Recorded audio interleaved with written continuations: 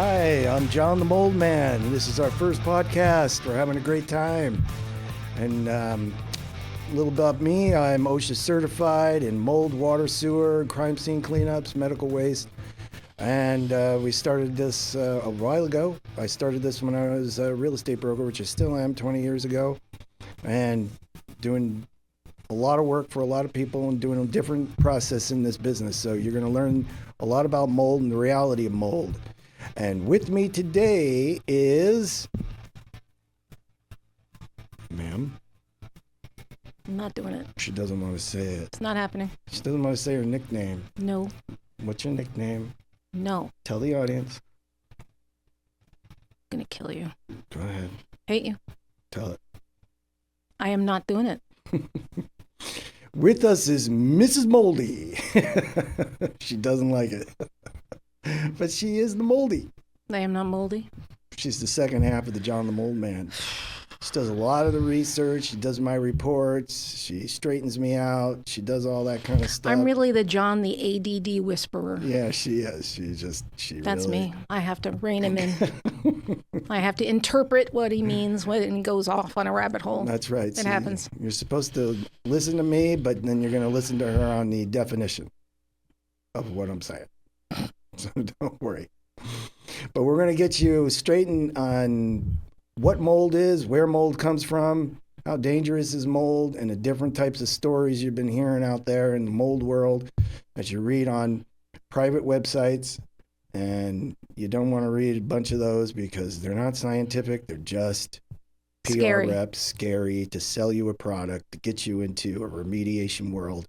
And that's not really what you want to do. The remediation industry has their own standards. It's not the state standards. So when you read these articles, you have to understand that those articles are designed to drive you in a certain direction and then start calling all the people they want you to call. And the first one is to do mold sampling, especially air sampling, which has never been EPA approved, but we're going to go through that and we're going to explain why it's even used and how they got their levels. And then we're going to talk about stachybotrys and where did that come from and what's that uniqueness behind that? And is it really toxic? Well, we're going to find out. You're going to be surprised on all these answers, right, Miss Moldy? All right, Mr. Moldy. Yeah. Pain in the ass. Hate you. And got to tease her. I'm her brother, younger brother, by the way. So when we come back, I just aged her. When we come back, we'll get to it.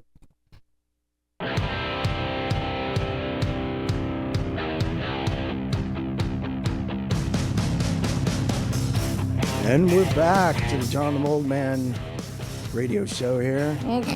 Podcast. Whatever you call it these days, you young kids. Whatever they call it. You little whippersnappers. Before it used to be called a radio show, now it's a podcast. So we're going to start with some questions, and Mrs. Moldy is going to read them off to me because she asked some questions on Instagram, and then we got questions back. So here we go. Moldy. Okay, everybody wants to know.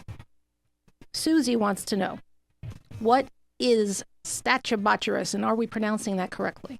It's hard to tell, but Stachybotrys chartatorum. Tartatarum-ish. It's part of actually 85 other strains of Stachybotrys. So when these companies come out and they want to say that, oh, it's black mold, it's actually an extremely dark green mold, if you want to get technical about it. There's more than 1,000 different molds that can appear black. So the industry always wanted people to be afraid of black mold. And because a lot of things can appear black. You can see mastic on your wall or some old caulking somewhere, or just even rust and smut on some wood, and they call it mold, and it's black mold, and it's going to give you lung bleeding. Well, I've done a lot of research on that. Is that the toxic mold everybody asks about? That's the toxic mold. That's supposed to be the bad mold. And as it turns out, it's not even close. It's in your cereal. It's in your baby food. It's everywhere that whatever product grows out of the ground, because Stachybotrys pretty much generates on dirt.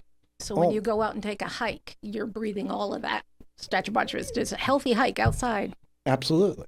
And so a lot of people come home after their healthy hike and they feel great. and they're going in a trail with tons of bushes and pathogens floating around and other allergens and pollen and mold, of course. And you're kicking it up in the dirt, and they come home, oh, I feel great. My girlfriends and I had a great walk. And then all of a sudden they see a black spot in the corner and they want to call me terrified that they're going to get lung bleeding. Yeah. Not going to happen. It's not going to happen. No one has known anyone to just start bleeding through the nose and mouth because they were exposed to Stachybotrys. If you've ever been on a soccer field with your kids for more than 5 minutes, you'll know. Correct. Because it's on the dirt. And they're playing on the dirt. It's on their clothes. It's on their hands. It's on their hair, skin, wherever. Baseball, the same thing. Football, same thing. So when you start worrying about mold spores, you got to understand where they come from. And Stachybotrys comes from the dirt. All mold will generate off of plant matter. That's how it grows. That's how it generates. That's how it spreads. The mold spores become alive on a certain patch, and then they bust off. They float in the air, but before they do that, they have to dry out to become light enough to float. So they float in the air, and they just go with the wind. They don't fly. They don't decide what they're going to land on. Okay? Those stories are ridiculous. Which mold is going to eat what surface and whatever. They all eat the same surfaces. It's all a natural product, whether it's drywall, wood, like the wood framing. You got even mold spores inside those. So with Stachybotrys, the industry decided to make that the scare story. That's the bad mold. Okay. Because the 80s, there was an issue with babies dying, coming home from hospitals in Cleveland, Ohio, and around Chicago. And the CDC had to get involved because people were blaming it on black mold, and it turned out not to even be the case. That's what happened. So they decided to go into deeper studies to try to figure out what caused this issue in lung bleeding.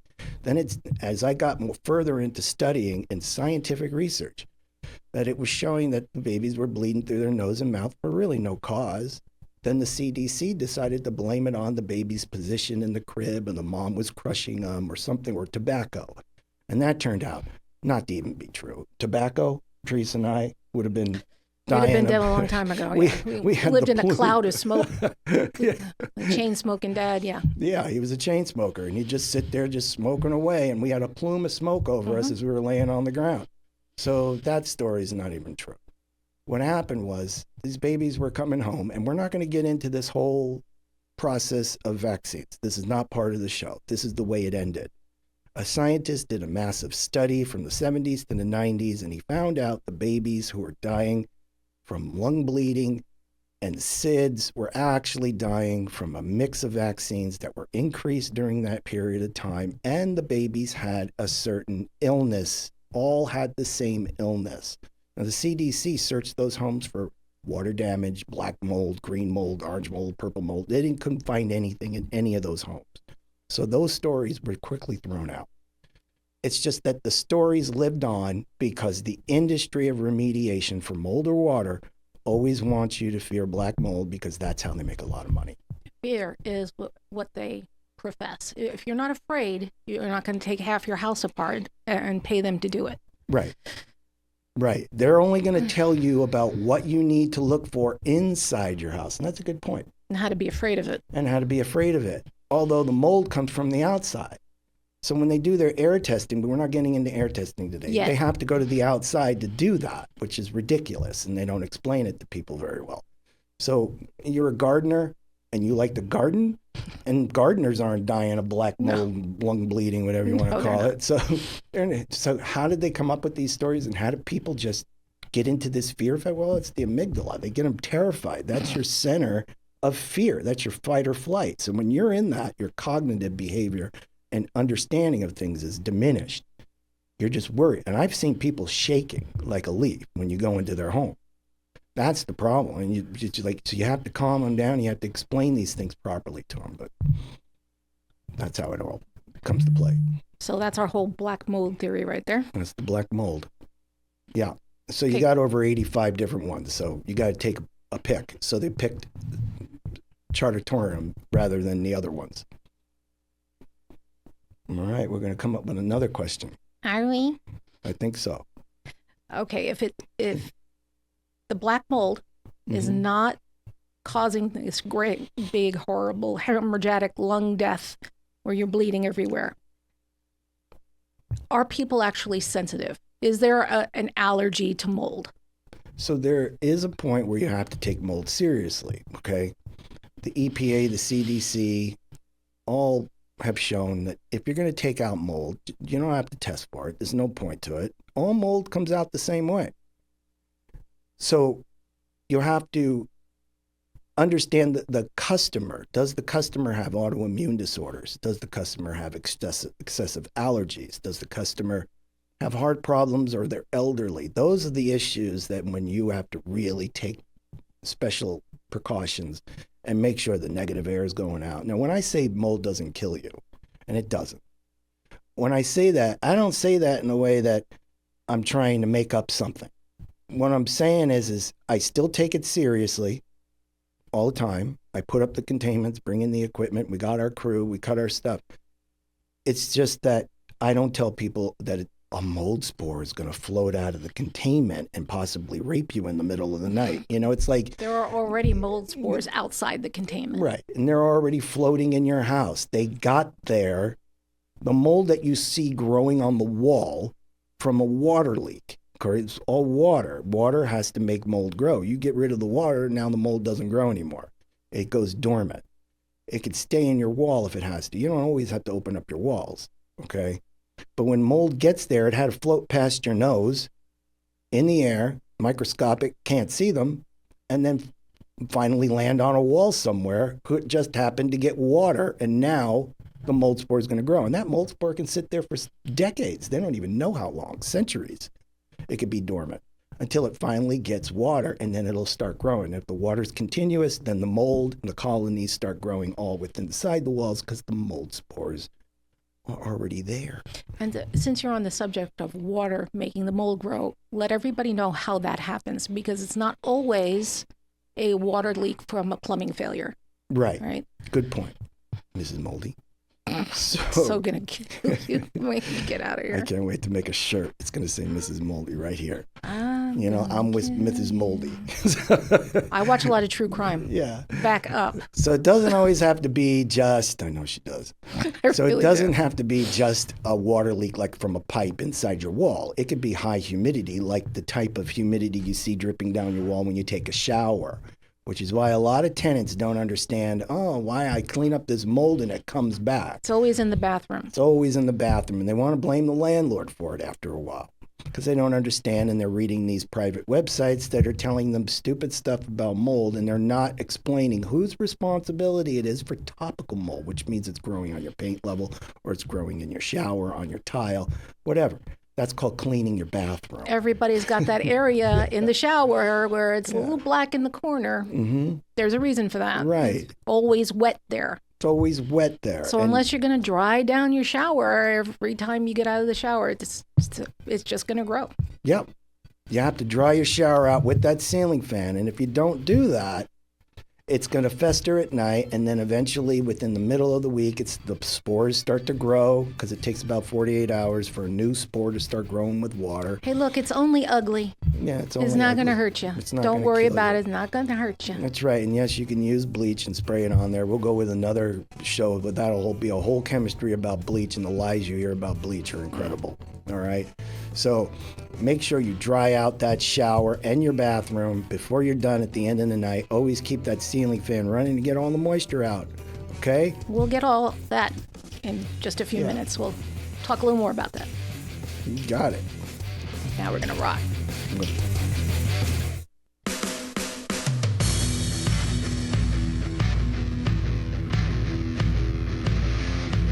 Yeah, my sister and I are rocking out. We love this music. So we're back. We're back talking about the most interesting stuff you could talk about, which is mold. Okay, the mold. I was reading an article about how many lawsuits there are now from mold from 5 years ago. Incredible, the increase of lawsuits. I blame HGTV. I know that sounds a little weird, but they got crazy with you need to evacuate the house, and you can't be in here, and putting up all sorts of containments, which you have to do when you're remediating, but not to the level that they did. Don't come in the house. You can't come in the house. Right.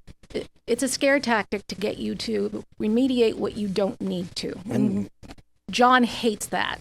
He hates it. I hate it. making people spend money they don't have on that really pisses us off. Right. And it's only used to just increase the cost. So let's say something I would normally do for $2,500, $3,500. These guys will do 25,000, 35,000. I've had calls from people who had drying fees. We're not that were lying. 9,000 and 10,000 just for the drying. Okay, it takes 3 days to dry something. So you're going to learn so much about mold in the remediation world that you're going to go, holy shit, I was ripped off. Actually, you're probably not going to believe us. It really is this easy and this simple. They've made it more complicated so they can get more money out of people. If you're not terrified, you will not give them your money. Absolutely. You won't give them a lot of money, at least, as well. And that's where they want you. If you call your remediation company and you say, I want my home tested for mold because I'm worried about my baby. My baby's going to die. My baby's going to, I have children and they have allergies. Well, they're still going to have allergies if you get rid of the mold, I promise you. You gave that creep a green light to come into your house, do a mold sample with his unapproved equipment, and he's going to make those mold samples because you can manipulate them on time and volume. He's going to make sure that baby's room comes out higher than everybody else's because it's based on time and capturing more mold spores. Talking about that's going to be a whole different thing because it's going to take us a good minute to have you understand all of that. Yeah. Right now, what we're starting out with, we were talking about how humidity causes the mold to grow. Okay. Humidity over 60% is just like you in a shower, okay? So your walls get wet. And if the whole home has a high humidity factor, you're going to start to see spots sporadically growing on all the ceiling around your house or on your walls or behind your furniture. Coastal cities are big this way. Yeah, Newport Beach, Corona del Mar, Laguna Balboa Beach, Island. Balboa Island, they're all like that.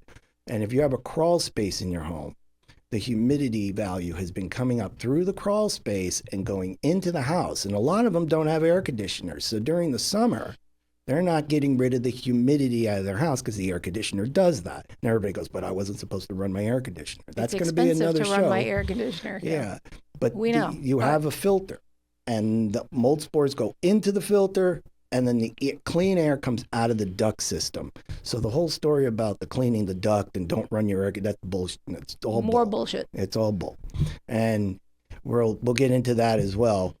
But high humidity will make mold spores sporadically grow throughout your house. It's not the mold spreading and you having a mold infestation problem. It doesn't infest.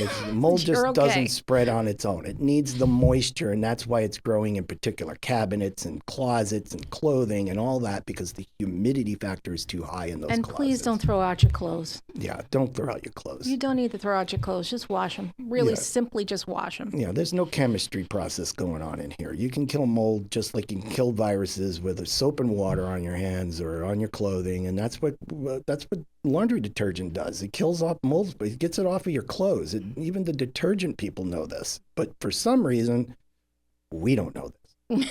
So you could be told something and it just clearly goes, it just removes every common sense out of your head.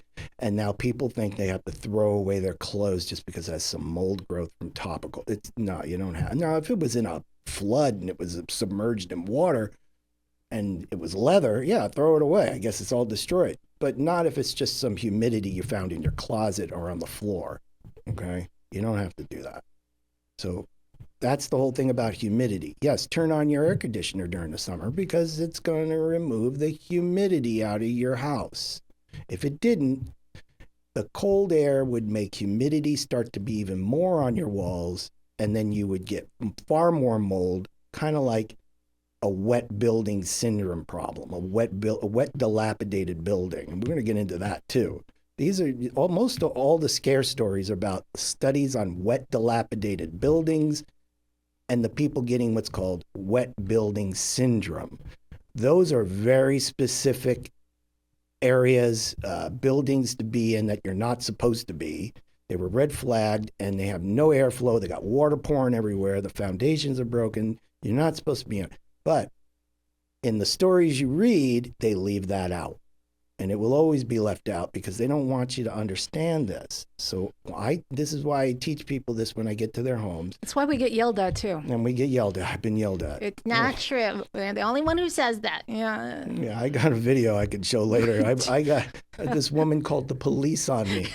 Call the police on him. She was from It's Berkeley. And how dare you try to educate me on anything. I went to Berkeley, and she's running around with these mold sample pamphlets in her hand. And then she calls the police, and it was funny. It was in Newport. And Newport's like, oh, we know him. And, ma'am, what's the problem? So I was doing an inspection for the landlord, and she was the tenant. She didn't like my answers. And that's why she called the police, and her husband had no control over her, but he was like, I don't even know what she's doing. So they finally said, dude, can you leave? And is there any reason that you can't leave? I said, well, I still got to do this for the landlord. He said, yeah, but is there any reason why you can't leave? And because she was going off. She had it on speaker. I had the whole thing on video, and I had to leave, so I left. Yeah, I'm watching that video. I'm going, dude, leave the house already. Just go. I thought it was great. What the hell? I thought it was funny as hell. I got to be the first mold guy ever to have the police called on him, which is an honor, I think. You would think that. I would go with that. With the chaos in my life, I would think that would be an honor. So I'll go with it. I'm going to make my own trophy for that one. The only mold company to have the police called on him for not giving the wrong answer. Right. Yeah. So we have any more questions from anybody over there? Instagram world? Instagram world. I like Instagram. Sort of. Not really. Yeah. So we also get the levels questions, which come from Instagram a lot because people want levels of mold to be real. This is the sample world. Yeah, it's the sample companies that come in and do samples for you. Mm-hmm. Number one, God damn, you guys are paying a lot of money for that. Yep. But we're here to tell you right now, and you're going to be shocked. That doesn't mean anything.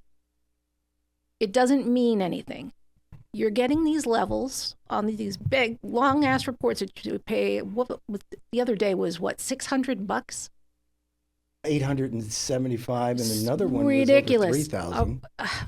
To have your air samples taken to tell you what mold and how much of it you have. Mm-hmm. Problem is, when you get a blood test, okay, we're going to go back a little bit.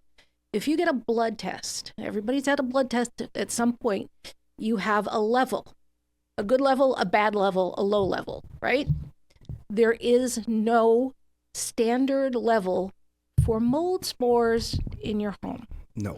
So when they take these air samples, they'll get a number, but there's no number to compare that to. Right. Because they do an inside, this is their theory of their formulation, made up by carpet cleaners, by the way. Yeah. And we'll get into that history. This is not made by science. None this of is them only are the first scientists. one. We're kind of rambling on. We're just Right. trying to give you a taste of what we're going to do here. Yeah. But This will get a little more interesting and a little bit more fun. But when you do a mold sample, they go inside and they go outside. Why? Because they had to come up with some type of calculation to make it seem scientific. Well, the machines aren't even scientific. The collection cell isn't even scientific. The approach in which they use isn't even scientific. You cannot, and it even says it in the disclosures of the companies that do these samples. It will say, mold spore levels constantly change with weather differences, meaning like if you have a big gust of wind, mold spores are floating all over the place, right? They're scattered even more. If it's raining, they're too heavy to float, so they fall to the ground, so you'll get less captured in the machine. The machine only captured what floats past the opening. Like, picture my microphone here, the cell capture, and it's literally just floating past the machine and goes right in. Okay, it's not capturing all the air in your airspace. There are billions of mold spores floating around. So who even knows? Nobody even knows. But yet they'll capture 5, 6, 7, and then come up with this crazy calculation that it's high. Well, according to who? There's no scientific statement. There's no scientific research. the state doesn't have one. The CDC doesn't have No. one. The EPA doesn't have one. OSHA doesn't have this number. Right. There's no magic number. And I explain this the way to people. I say it's invisible, and if there were levels of mold spores, a landlord or anyone would be responsible for putting up like a carbon monoxide like type detector in your house for the levels. If they go too high, they would sound off because you can't see them and we don't know, right? So if they were well-known levels, you would have that system in your house, and then that system would go off and warn you that your mold levels are too high. I don't know how you're going to get it out, but okay. So that pretty much solidifies it to a lot of people. It would be on our cell phones today. Yeah. Like we would have an alarm on our cell phones. An alarm would go off. You can't go to any government website, scientific website, anything, and find levels. They're always made up, and if you do the same test in the same spot 100 to 1,000,000 times, you will never get the same number, okay? It's complete random draw of mold spores made up for a level to make you scared and increase the cost of remediation or even create a job. Okay, that's the part that really kills me, going in and scamming families to create a job. So we will be getting back to you. We're going to take a break.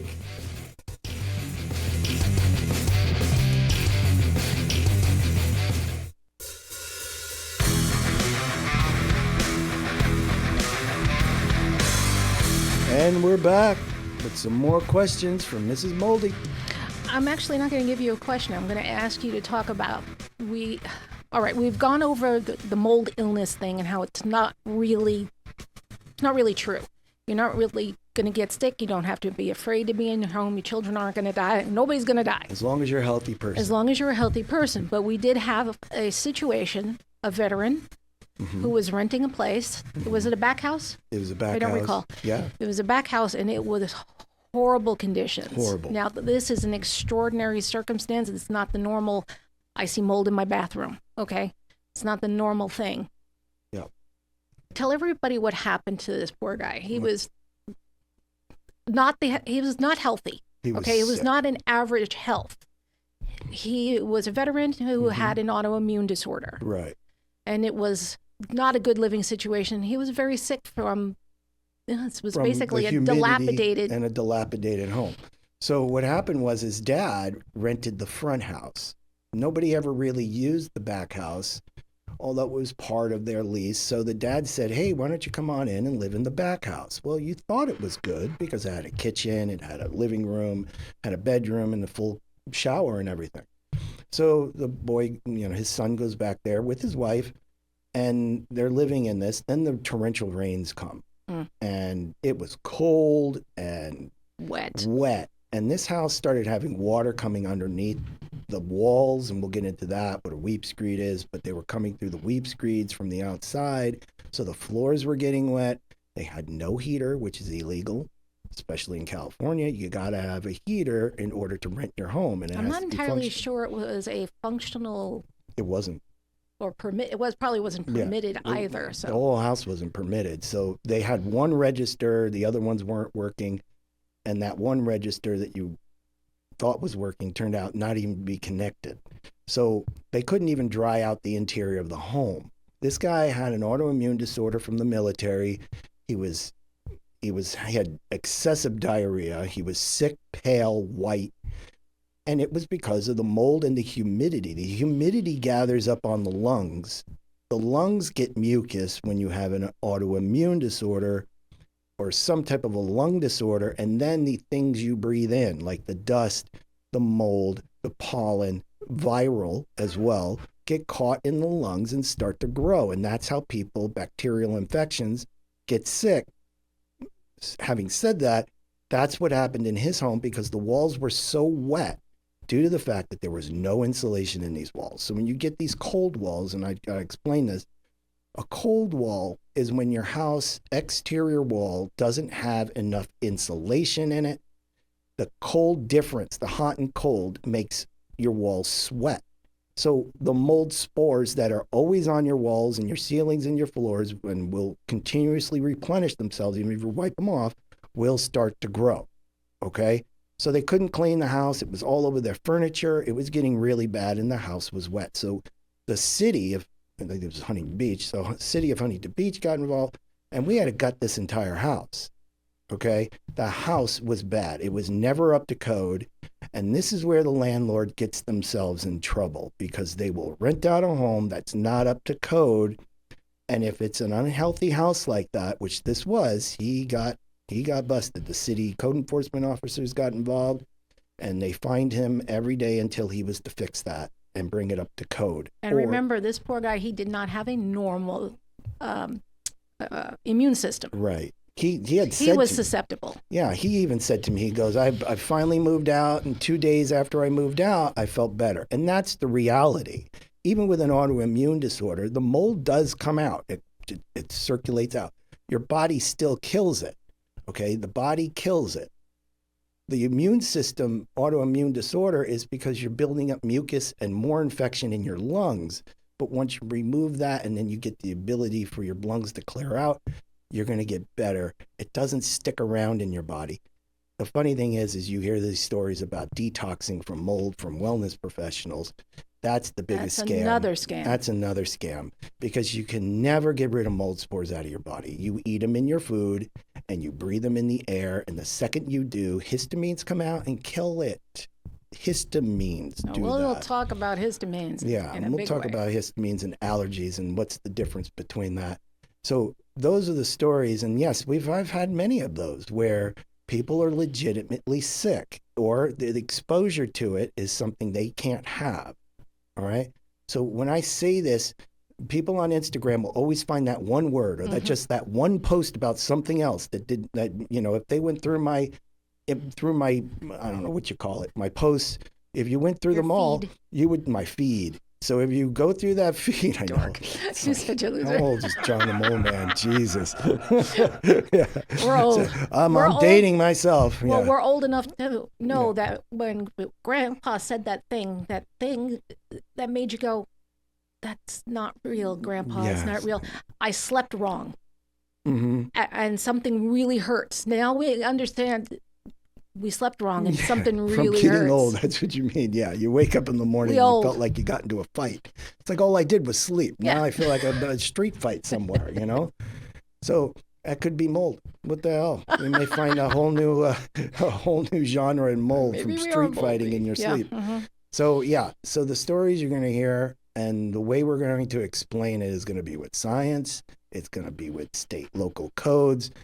And the funny thing is, most landlords, and I'm a real estate broker, so this is where all that kind of stuff feeds into where I have to learn the laws. And Therese, Mrs. Moldy, helps me get those codes, and we put them into the reports, and we've made lawsuits disappear. Mm-hmm. Big ones. 5 in 1 month. That was fun. We enjoy that shit. We're weird that way. Yeah, because we're in that world of... We fight. We're Italian. We fight over the cheese. We fight over everything. Yeah, you want to accuse a landlord of something? Well, let me see what you're accusing them of. Yeah, hold please until we come up with this Senate Bill 655, Section 1841.1. Right? How many times do we go through that? 1941.2. And all these different violations that are not even close to mold. A lot of landlords will get those code violations cited by an attorney, not the code enforcement officer of your city, which is the only person who can do that. They are licensed by the government, employed, and that's the only person who can say your home is uninhabitable. Anybody else, like these private certification companies that come in doing mold sampling, who's not following the EPA and the CDC, not even in the 6 states that have licensing. It's funny, they quote those states, but they don't quote them properly. So even those states say no mold sampling.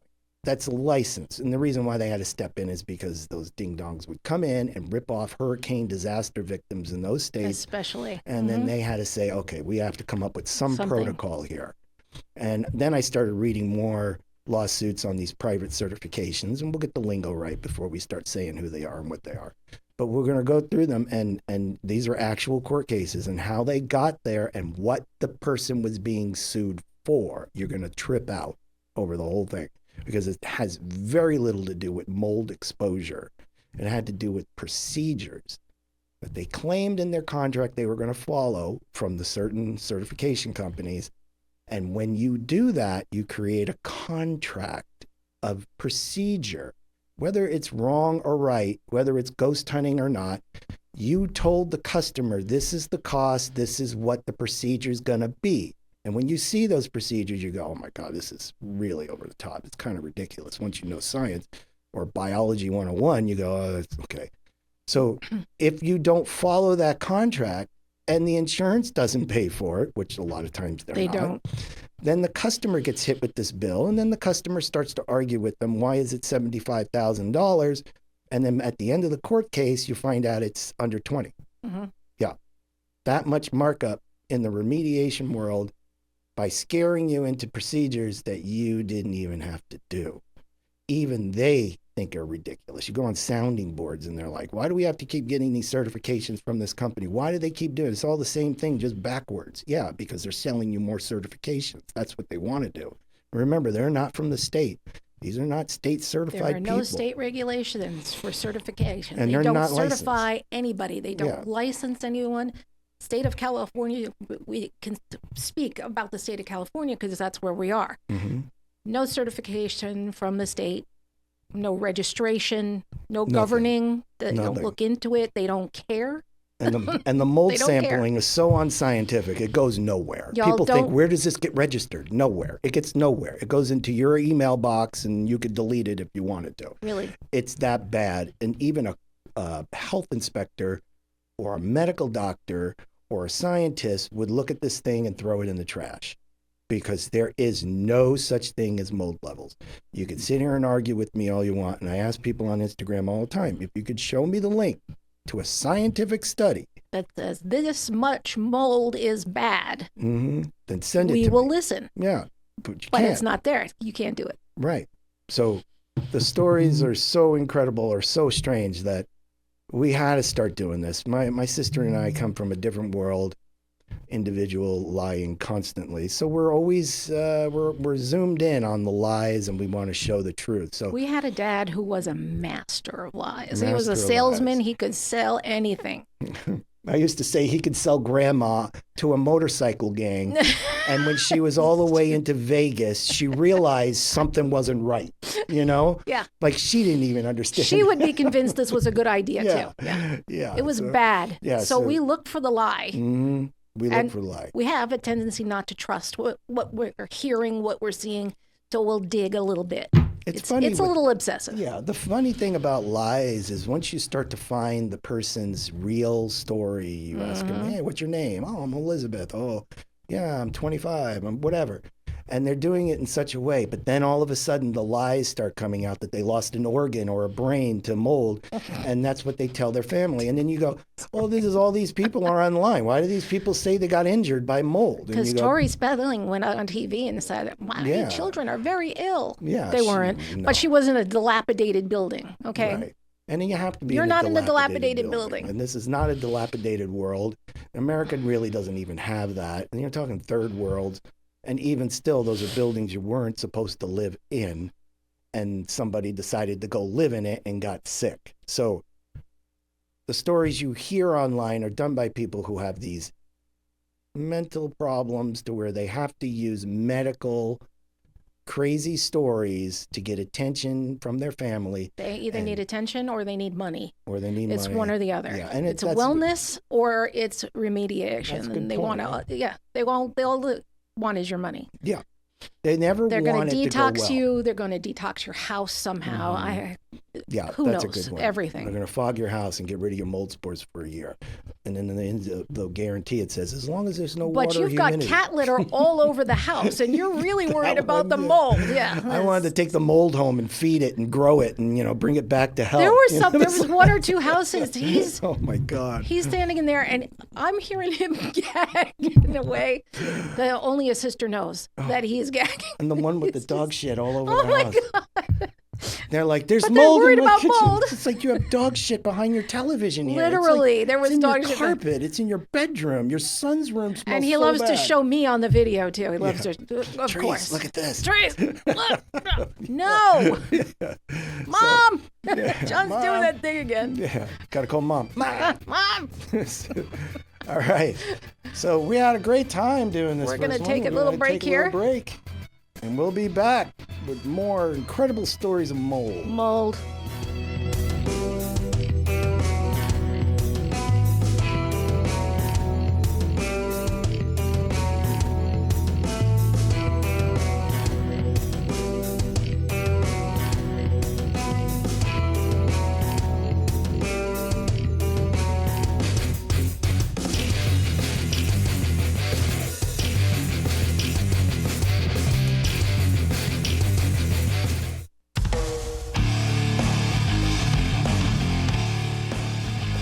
So we're back.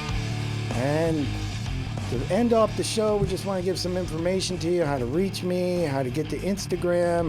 Maybe ask my sister, Mrs. Moldy, some questions from there, and then we could, help you guys out.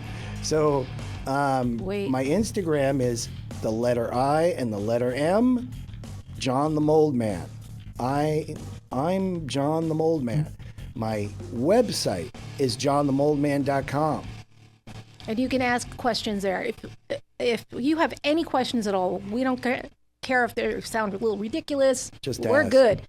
Just ask us. We'll go ahead and answer all those questions maybe the next time. Right, because people are confused, and the state does a poor job. The state does a poor job at making this information. It's confusing. We've told you you're not going to die from mold, but you can have some health issues. So we want to clear all of that up.